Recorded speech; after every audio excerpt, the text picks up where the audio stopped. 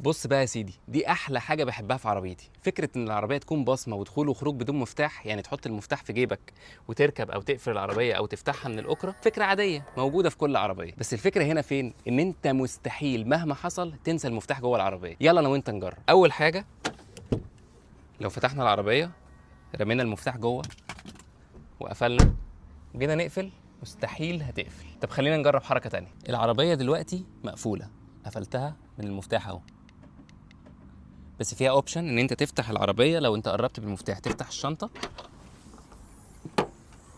وتقفل من غير ما العربيه تفتح اللوك او تقفله، هي بس بتفتح لك لوك الشنطه وتقفله وخلاص. على كده لما بتبعد العربيه بتكمل اللوك.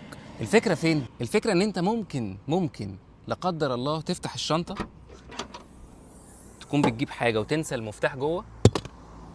لو قفلت العربيه مش هتقفل او الشنطه مش هتقفل، تفتحها تاني عادي. تعال بقى نجرب الحركه الاصيع. انا نزلت وقفلت، عملت لوك للعربيه، هحذف المفتاح جوه العربيه واقفل عليه. بص العربيه عملت ايه؟ فتحت تاني لوحدها عشان عرفت ان المفتاح جوه. طب تعالى بقى نعمل حركه اصعب واول مره هجربها قدام الكاميرا. خلينا ننزل الازاز ده للاخر. هجرب حاجه اصعب من كده وههولد على البصمه. اول ما الازاز يبدا يقفل هحذف المفتاح جوه.